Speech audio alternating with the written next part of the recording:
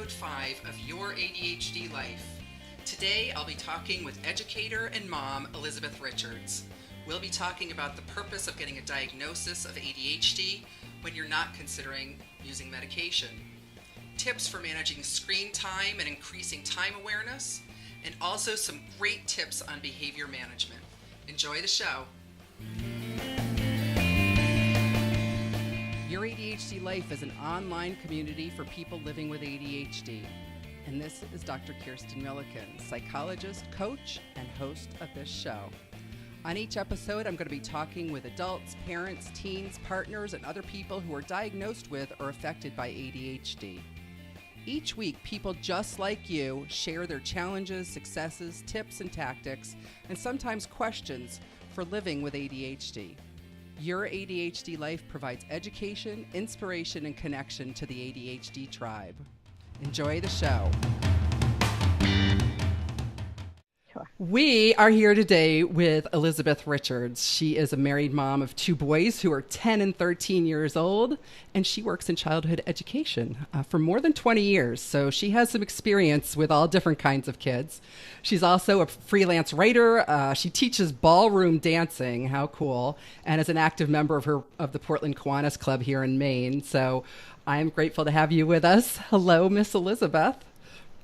Hello, how are you? I'm doing great. So you and I decided to talk in part because you do have a background in education and you had some kids and you've worked with kids who you knew had some special education needs or just mainstream classroom needs.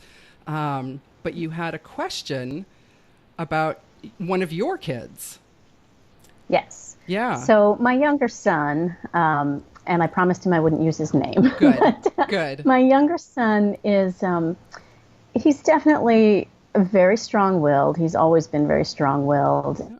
But he, in the last few years, has had some significant challenges, both at home and in his classroom with behavior, primarily, not educationally. Academically, he's fine. But his behavior is definitely not what his teachers would like. And at home, we had especially a couple of years ago, it was much more struggles, but we found a lot of strategies over the last few years that have helped. And part of what I did is read everything I could about strategies that help children with ADHD, even though we don't have a diagnosis. Because of my background, I've seen children with ADHD. I've worked with them. I kind of knew what worked when I was working with them in the classroom or in after school for camps. And so, I had a head start, I think. Yes, absolutely. I'm glad to hear that teachers are taking those steps, though, and becoming aware of things like that on their own. Yeah, and I think the question that I had was, I have this feeling, so I did a little online survey, and it said if you had 20 of these, there was a likelihood, and he had 50. 50 of them. There you go. So yeah. I was like, well, I'm guessing that maybe there's some stuff here. But I know that I don't really want to go the medication route unless we need to. Right. And so I'm wondering if there's any particular reason to get a diagnosis, if we've found things that work, or if it's just keep reading, keep learning. Yeah, and again, some of that is going to be dependent on what you want to get out of getting the diagnosis. Medication is certainly one reason to get a diagnosis, but he's also still in school. So it would also depend on if he's having difficulty in school. And you said academically he's doing well, but he's also young right now, and things get harder as you get older, as you know, in school. Mm-hmm. Or if it's interfering with him participating in other social or recreational activities in a way that he feels satisfied with, and that the people that he's engaging with also feel satisfied with. So if he has a hard, Sure. Some kids have a hard time with impulsivity. They're bright kids, they can do their work. But when it comes to, playground time or other less structured time, they kind of go all over the place and nobody wants to play with them. And that then affects their self-esteem and can lead to other problems. So that would be one reason why you might want to consider a diagnosis outside of the medication. I guess my question on that front, because I definitely noticed that there are some things that, he's not a great group joiner. He tried football. He didn't like it. He didn't want to play anymore. He hasn't really shown much interest in joining any teams.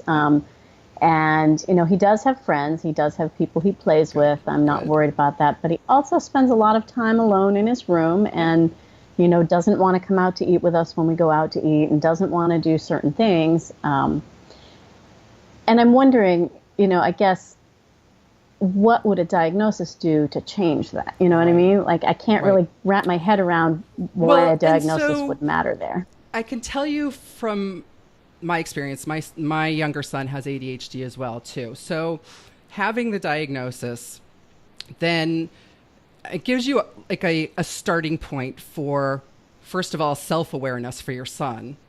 If you're, going to have conversations with him about what that means, how it might play out for him, because it can be different for every kid, so that he has that awareness. And sometimes having that awareness, and I know that, like for my son, he would say, he felt awkward in certain situations. Once he had perspective that it was because of how he was processing things and some of the difficulties he had, he could either manipulate the situation or himself so that it wasn't as big a deal if he chose to go into it. So, absolutely. I think, I feel fortunate that I've had the resources I've had, or that I've found the resources I've found. There's a lot of great resources out there. Yes. And we found a lot of things, we have long conversations about how things are and how he feels. And, my style of parenting, I think, works for that kind of challenge. I don't expect him to be anything but what he is. And, that makes a big difference, I think. Good. So does he seem to have any distress about any of these areas of his life right now, or say that he wishes he could do better in some things, or? He does. He actually has, this is one thing I wanted to talk about a little bit. He has a very negative outlook a lot of the time. And for instance, he's doing some summer track, which is the first thing he's done in a long time, which I thought was great. But he's never done it before. So, but he has this sort of expectation of himself that he will be able to do anything he tries perfectly, or he can't do it at all. Yeah. So, he didn't do as well as he wanted. And then he goes to the I failed and I'm so stupid and I'm so dumb. And that really, gets to me because I, of course, don't want him to be feeling that way about himself. Yeah. And I mean, and the question is, too, is it ADHD or is it just part of his personality, too? Right. Which is always a possibility. I have two kids. One has ADHD, the other one doesn't. And I can say that both have a different flavor of what you're talking about. And so sometimes, you have to look at, there might be another reason for it. Oh, sure. Yep. Absolutely. But it sounds like you're a mom or a family that already talks about, being self-aware and recognizing how you are and, trying to accept that as opposed to always trying to, be something else. But yeah. That's hard at a young age. Because you got a lot to learn. Yeah. Well, and there's the balance between, accept yourself as you are, but you have to push yourself and learn new things and develop too. Right. So it's, you don't want to participate in some of these activities or you expect yourself to be perfect. That's great. That's how you are right now. But maybe if you kept practicing, you would be that image of yourself. But I know that a lot of kids, they want that, it's almost magical thinking. I just want to be perfect at it the first time. It's a lot of pressure. Yeah, it's a ton of pressure. Yeah. Yeah. And so, I mean, teaching the concept, again, I'm probably going to say this a lot. I'm sure that this is a concept that comes up for you, that, failure is actually part of the process of learning. And it's a form of success. So, you learned that, doing things, running the perfect, 50-yard dash the first time is probably not realistic. Right. But did you notice what it was going to take to get better? And again, it doesn't change the mood or sometimes some of the pessimism. No, and I keep reminding him, like some of these kids have done this for 10 years or 5 years. And so this is your very first try. So, they've had lots of time to practice. But you also said he's a super smart kid. He is. He is. So in the classroom, do things come to him easily? very easily. He's identified as in the gifted and talented program for math, Yep. and he, has always just sort of been able to do that. And I did notice this year he was in fifth grade this past year. When he had to put a little more effort in, Yep. he didn't have much desire to do that. Yeah. Yeah. That's, when things come easy to us, our brains get lit up and it feels good because it's usually the things that we really enjoy. And of course, everybody enjoys doing things we're good at, but it's kind of where our natural talents lie is when things come easy. And, when you have to make a little bit more effort, A, it's exhausting, and B, it's usually something you can start out not being interested in. And of course, kids then say they're bored with it or, right. There's some other reason they don't want to do it. And again, it's at that age, you're still trying to build the foundation. So, encouraging them to try. Sometimes with kids who have some anxiety or that perfectionistic tendency, or even adults, purposely setting them up to have instances of failure. So, let's see how many things we can fail at today. Right? I want you to write them all down. So it's counterintuitive, but you write them all down. How many things can you fail at today? And how are we going to celebrate each of those failures? And then moving into also, what do we get out of that failure? So, what did you learn? What did you figure out because you failed?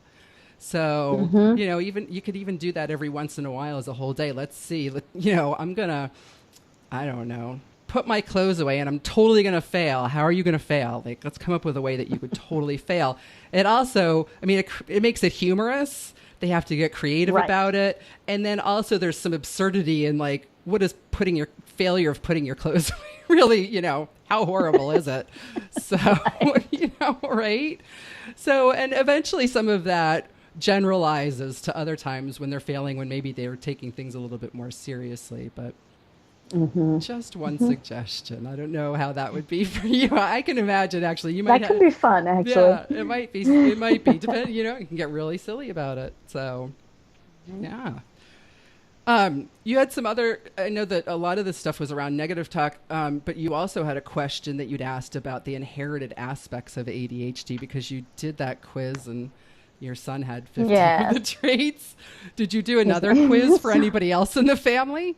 Well, I did one for me, and I was sort of on the borderline, but a funny little story. I was talking to a friend a few years ago. It was when we were having the most difficulty. Things have actually leveled out in the last year or so. But, and we were talking about, well, he is so impulsive and he does this and he does that. And she's like, gee, I wonder where he got that from. And I was like, what, me? And she's like, yeah, you.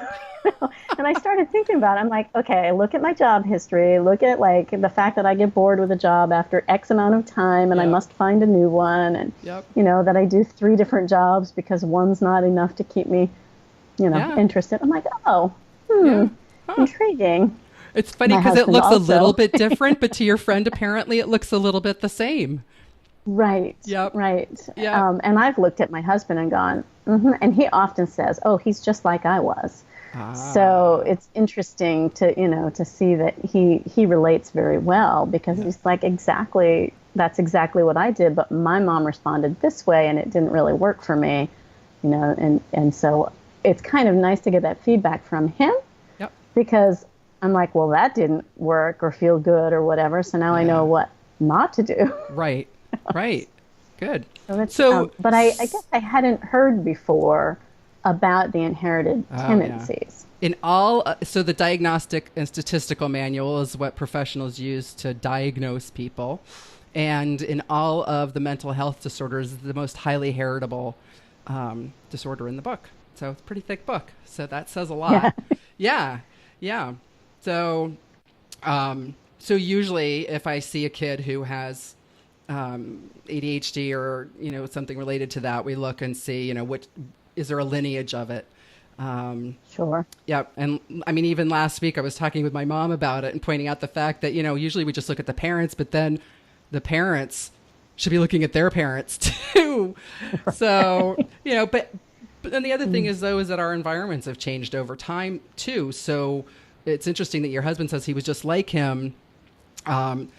Even though, things might have been different back in our day when we were running around a lot more and so I was hearing a moment ago that you said that your son, when he was younger, there was more. Was it more problems at home, or was it more problems in general with behavior? More at home. Yeah. And also when we took him into public places, like I learned very quickly where not to take him, Yep. or what wouldn't work for him. Like what should I not push him to do, Right. because there were certain places that every single time we went there, like we had to stop going to a favorite restaurant because it was just way overstimulating. Yep. But when he was he's almost 11 now. When he was about 8.5, 9, he had much more difficulty with explosions at home, Yep. screaming, yelling, throwing things, running away out the door, not running away like significantly, Right. but leaving Right. the house. Right. And it would go on for an hour. Yeah. Now he still explodes, but it's like 2 minutes and he's done. And he knows kind of what to do about it. Like he'll go to his room, and I don't chase him. I learned not to chase him. Nice. So let him have that space. Good. So are there certain things that usually precede that happening? Well, a lot of it is the computer and his frustration around the computer. And I very much limit their computer time. But, he gets very frustrated if the game doesn't do what it's supposed to, Yep. or if there's somebody, he plays Minecraft, and there are hackers. And I don't know if you know anything about the hackers on Minecraft. I have heard about them recently because they've destroyed some of my older son's, projects. Really Yeah. loudly, yes. Yes, Because they cheat, and then he loses the game because they were cheating, and that's not the way it's supposed to go, right? Yeah, You're supposed to play fair, Yeah. which I love. I mean, this is the other thing I really think is pretty great, is that there's so many great ways about how he sees the world that I would never think of. I go, wow, that's a really interesting way to think about that. Or, finding those things like, geez, I don't think anybody else would have thought of that. Yeah. That's cool. But yeah, these computer explosions got to be a little much. Yeah. So, Yeah, I mean, computers have certainly been an issue. I know in my house and a lot of other parents' houses that I've talked to, the frustration of the games, or getting the computer to do what you think it should be doing, and also though getting them away from it, because it's they get that input from it and they get a flow going, the hyper focus, and then it's okay, you've got to come off, and it's like no.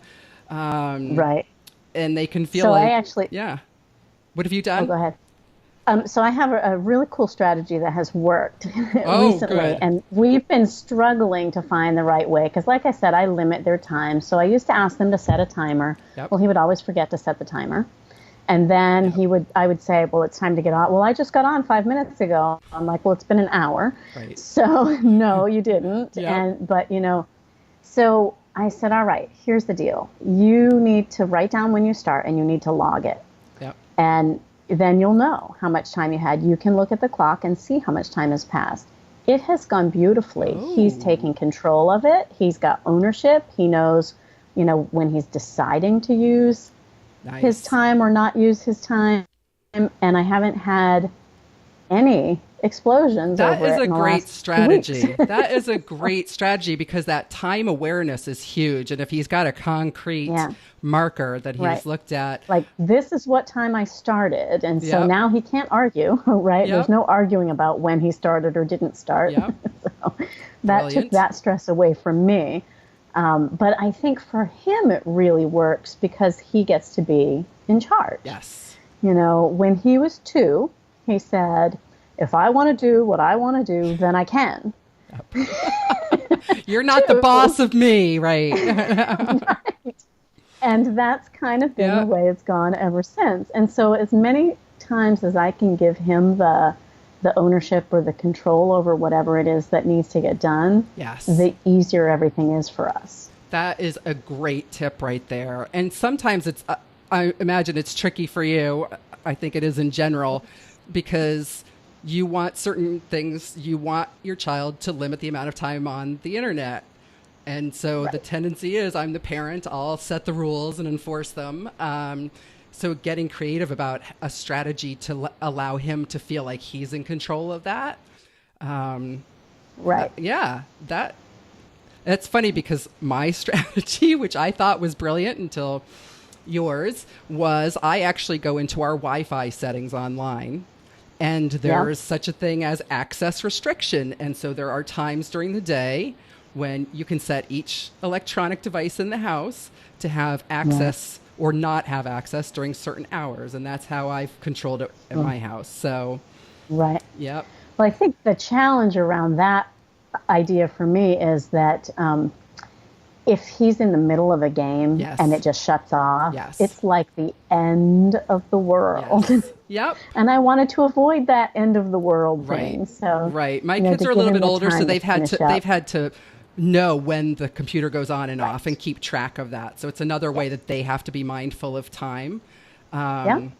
Yep, especially when my kids again are a little bit older, so sometimes they are home alone. I admit it. Right. Mine are too. So. Yeah, right. So, you know, taking them on their honor, I'd rather just turn the internet off. But it is a big deal for them to transition, though, from that because, you know, they're doing all this research and finding out that our brains just, you know, we get sucked into that stuff. Our attention just gets eaten up by it, and moving away from it is so hard. And then you talk about like the impact that playing games or even getting texts and phone calls and all those kinds of things have on our brain in terms of, you know, dopamine and, you know, triggers, and it all feels so good.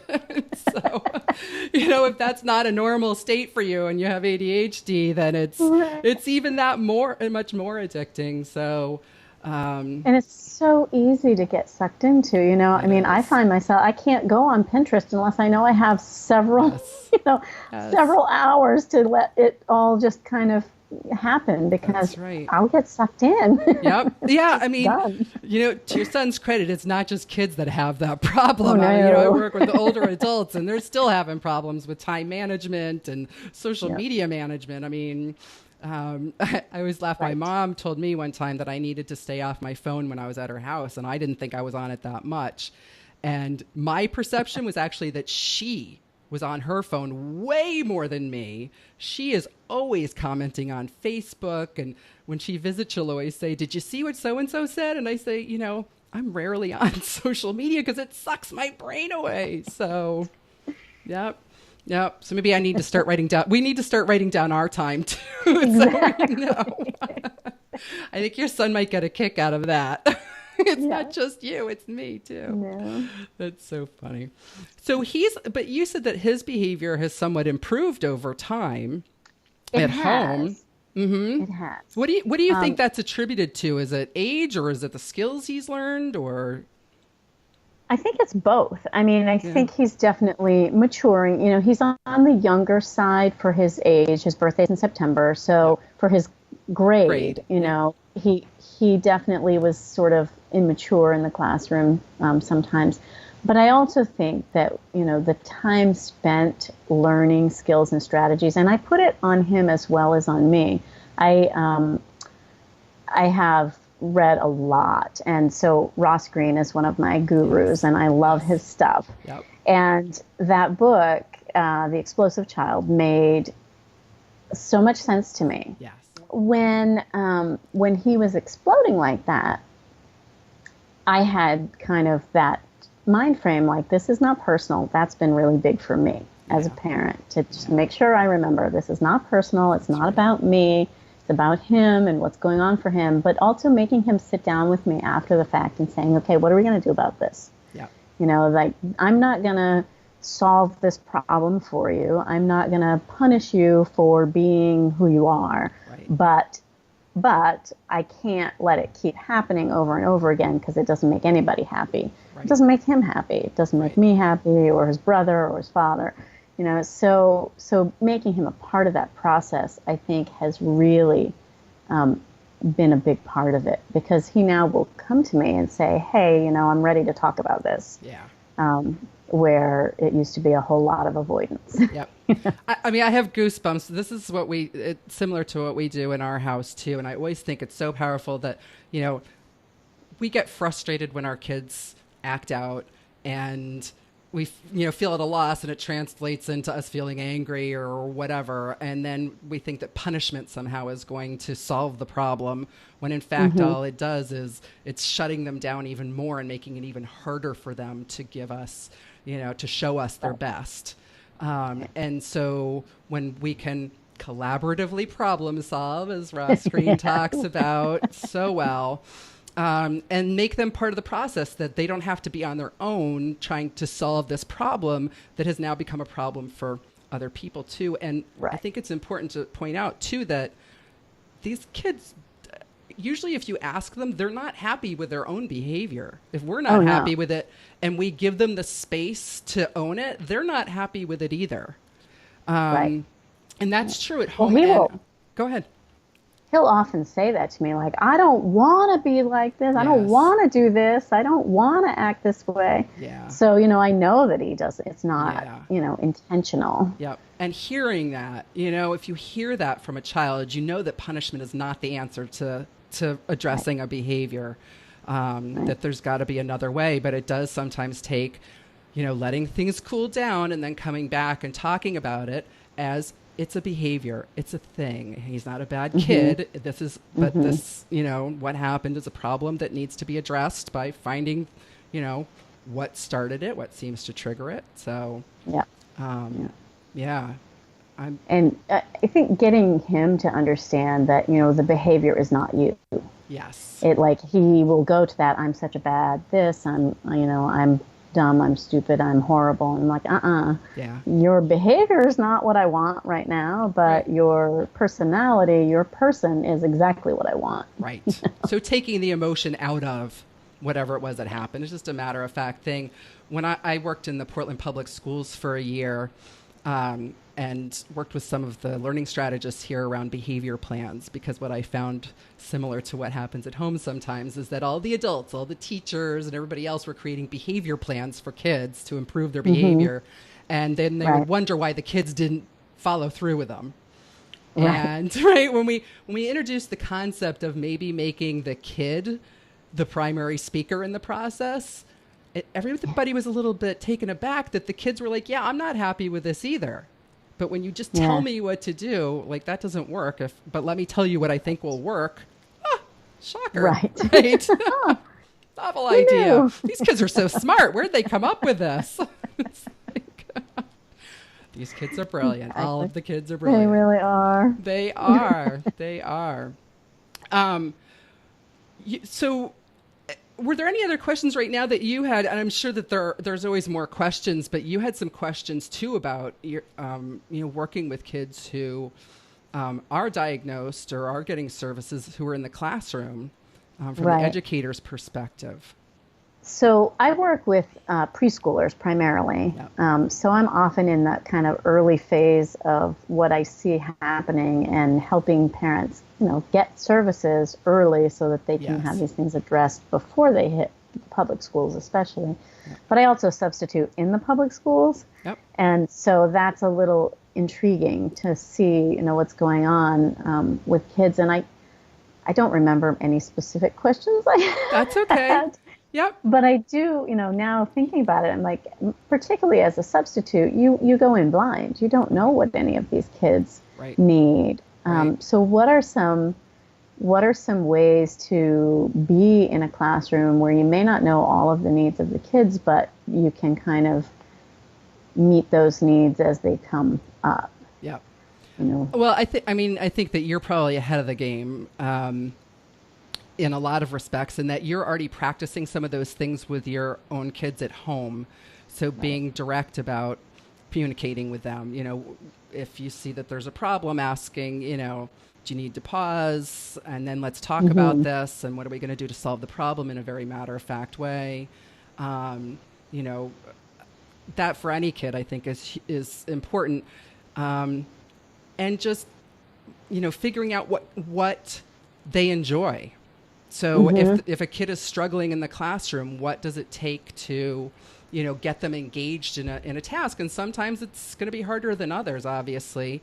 I talk a lot about some of the ADHD motivators. There's using humor, so making something into a funny story. There's challenges, so timing things like how quick can you get this done. Mm-hmm. There's also novelty. So let's do it a little bit differently. And novelty can take a lot of forms for kids. So if they have a hard time sitting at a desk doing their work, they might be able to do the work standing up, which is a pretty, basic change. Right. Not always available. I realize sometimes it's sitting in a beanbag, but it can also be sometimes doing it while they're moving. So, can you do this out loud while you're marching instead of, doing your math facts on a piece of paper? So sometimes it's being a little bit flexible and creative about how you're going to engage a child in something. Yep. And that's true for any child. You don't necessarily need to know that they have a diagnosis. You just have to be able to have that conversation with them and let them own whatever challenge they're having and problem solve with you. So, yeah, that makes sense. Yeah. And, as a preschool teacher, I learned early that, every child is so different, and Yes. you have to just kind of go with who they are. And Yep. if you try to make them fit some other mold, it usually doesn't go well. Yeah. If they're all the same, plus you'll be bored. Exactly. So, right. Exactly. So one of the things I was just thinking too is, if you go into a classroom and you've got a list of kids and, 3 of them are identified as having ADHD, you still really know nothing about them. And you Right. also don't know that some of the other kids don't have it. So, Right. So again, it comes back to just really paying attention to the kids and engaging them in their process for learning. Well, I always feel a little bad when I go into a classroom and there's like this list of kids who might give you trouble. And they usually don't tell you like what's going on. They just say, oh, if so-and-so needs to leave, call this person. Or so it's like, Yeah. it's like just kind of, and I know maybe substitutes aren't always as experienced as I am. So maybe that's kind of what they have to do. But I always feel bad when I see those lists. I'm like, I'm going to be extra nice to those kids. Exactly. They're usually the kids who are more fun is what I find out. Right? They are. They actually did studies. I can't remember the exact study, but I remember reading it, where they identified 2 groups of kids. They told the teachers that this one group of kids was not very bright. And they identified the other group in their classroom as being very bright. And they found, and they had their test scores from the beginning of the year. And they found that by the end of the year, their test scores were so divergent, and they had been randomly assigned to these groups. And what they had noticed was that how the teachers approached them based on the information they had made a difference. Yeah. So, when we expect more of kids, more often they're going to live up to those expectations than when we say, we expect Johnny to have an outburst. Well, any second now, there's nothing we can do. Right. So, And that's a concern I have. When going back to like, do I pursue a diagnosis for any reason or not? I'm like, well, could it make it worse? Right. Well, the other thing is too, so I'll keep going back to Oliver. Is that he got diagnosed and was actually, he's on medication, which he chooses, if he's going to use it or not. And his teachers for the last few years have not even known that he had it unless we've said something during one of the parent-teacher conferences. And because there wasn't anything that they had to do. He's not on a 504 plan. He doesn't have an IEP. Right. In those cases, obviously the schools need to know, but Sure. right. One thing I will tell you is that sometimes when kids get into the higher grades, again, with middle, high school and on, things get more complex. And then in college, sometimes there's an advantage to having access to accommodations. Sure. So, and it sounds like with your son, he's a bright kid, but again, with that perfectionism, that would be more of the thing that maybe you want to target. And I'm not sure how having the diagnosis right now is or isn't going to be helpful for you or for him. the other thing is too, is that there are a lot of other ways to address ADHD. So getting the diagnosis doesn't mean all of a sudden you've got to be put into this funnel where now you're going to see a doctor and get medication, or now you're going to go to OT and PT and, and get accommodations in school and all those kinds of things. It can mean that now you have, again, going back to that template for paying attention to certain things. So people with ADHD tend to have certain reactions to certain foods, dairy and wheat and sugar. We tend to process them a little bit differently. We tend to be prone to, having a higher rate of risky driving behavior when they get older. Something that I was just recently talking about. So having that awareness, so that you can either look at foods or look at exercise, make sure and monitor sleep in certain ways, because of that, their proneness to reacting to those things more than maybe other people would. So, or you can just observe really well, regardless of the diagnosis, and pay attention. Right. So. Well, and I think that is an advantage I have, is that I love information. So I read and read and read. Yeah. And so, I probably sometimes have more information than is good for me. Yeah. And, but, I can pay attention to those things and say, maybe we need to pull back on this, or maybe, I basically am gluten-free. So I often suggest to him that he also try that. And he hasn't gone there entirely, but he's, he's resistant, but it's there, and it's kind of I slowly try to introduce it or take things away slowly enough that he doesn't even really notice. The food is a big issue with kids, right? It's a big issue. And I know too, it's an issue in our house too, because of that craving. Again, sometimes it's, sugars and that fast fueling carbs. They, again, turn our brains on, which is, we want to feel on. And it's hard to take them away from that and get them to more of a place where they can be level all the time because they're eating healthy foods. So. Right.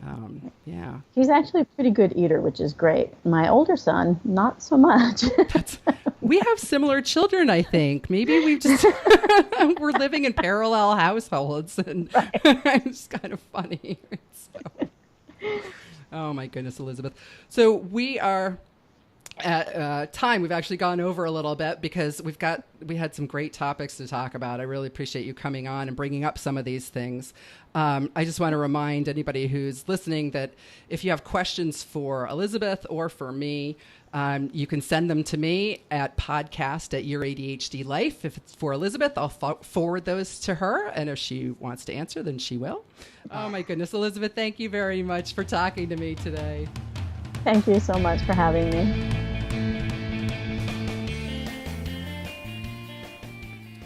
Whether you're listening live or during a replay, if you've learned something or felt inspired by something our guest has shared, please let us know in the comments section. No matter what platform you're listening to us on, if you enjoyed the show, like us and leave a review to keep Your ADHD Life podcast visible and easily accessible to new listeners. Share the show with a friend, and see you next week for the Your ADHD Life podcast, live on Tuesdays at 8:30 p.m. Eastern on Facebook at facebook.com/YourADHDLife. That's facebook.com/YourADHDLife. Have fun and find ways to play. Until next time.